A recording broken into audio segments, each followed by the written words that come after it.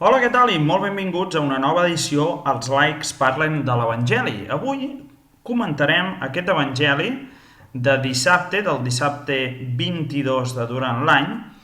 Es veu que Jesús, precisament un dissabte, com avui, passava per uns sembrats. Els seus deixebles anaven arrencant espigues, en treien el gra amb les mans i se'l menjaven. Alguns dels fariseus van dir: «Per què feu això, que no és permès en dissabte?»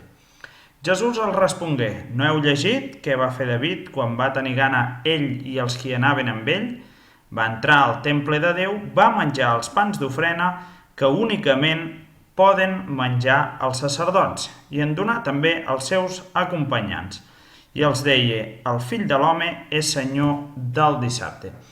Aquí veiem un evangeli molt interessant perquè se'ns demostra que Déu està per sobre d'alguns preceptes que són relacionats, per exemple, amb la caritat.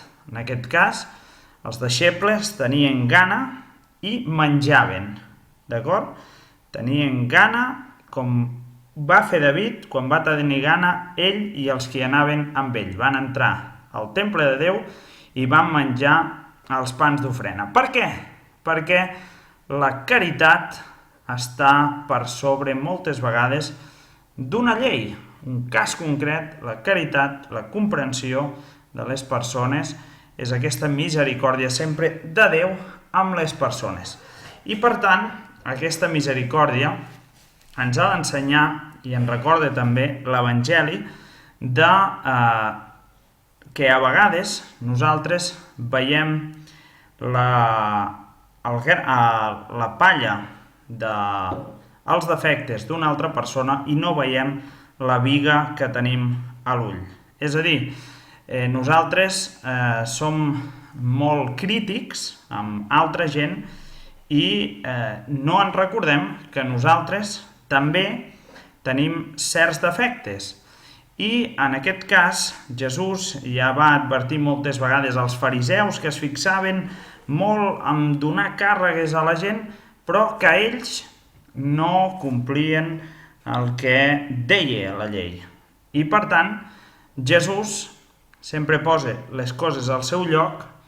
El fill de l'home és senyor del dissabte. Per tant, per aquest motiu també els hi posa el cite. David, de l'Antic Testament, el respon i fixeu-vos que Jesús passa la vida fent el bé. Una mica nosaltres ens hem també de configurar en Jesús, tenir aquests sentiments com Jesús i tenir aquesta actitud. Sempre tenir un esperit de servei i de caritat, i això ens farà lliures. I sempre esforçar-nos perquè aquest amor brolli, perquè ja no sigui tampoc gaire necessari l'esforç, sinó que l'amor, passant per davant, fa que l'esforç sigui molt més petit. El que jo vull és amor i no sacrificis, diu Jesús. Gràcies per la vostra atenció i que passeu un molt bon dia.